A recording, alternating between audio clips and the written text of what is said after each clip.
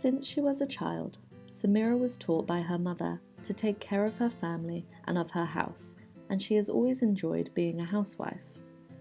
However, every time Ahmed arrives home, he tells her about the many things he did that day at work and the social events he participated in with his colleagues, such as training and conferences about climate change. As Samira is used to spending most of her day only with her kids, she envies the social aspect of Ahmed's work very much.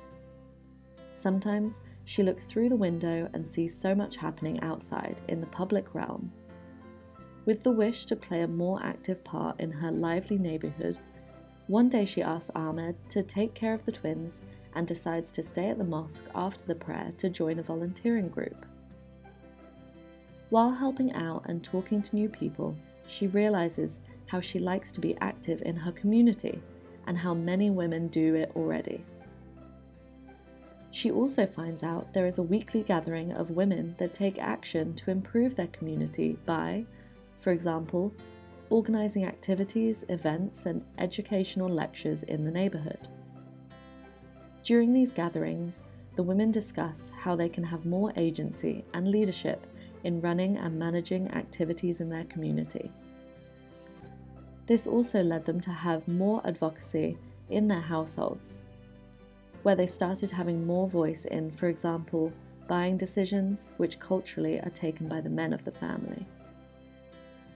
The story shows how, due to the traditional gender roles of male as the economic provider and female as the family caregiver, women have historically been pushed in the private sphere and excluded from the public sphere. Samira shows one example of a woman that has wished to and successfully taken a first step into entering the public sphere. In fact, it is important to note that inclusivity is important both in private and public spheres. The public sphere is an area in social life where individuals can come together to freely discuss, act, and contribute to society, as well as identify societal problems and influence political action. The private sphere is the complement or opposite to the public sphere. It relates to the domestic world of the home and family relations. Both public and private spheres have gendered implications. Women are historically almost uniformly excluded from participating in the public sphere, and so the private sphere, the home, was considered the woman's realm.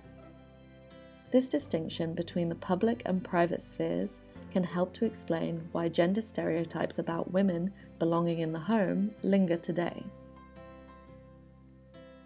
The distinction between public and private spheres has also influenced the division of roles between women and men.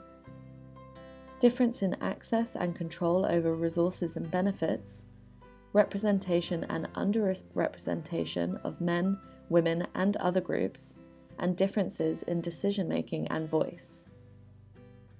If we want to achieve change in the public sphere, i.e., inclusive and sustainable value chains, we undoubtedly need to include strategies targeting the private, i.e., the household, as well.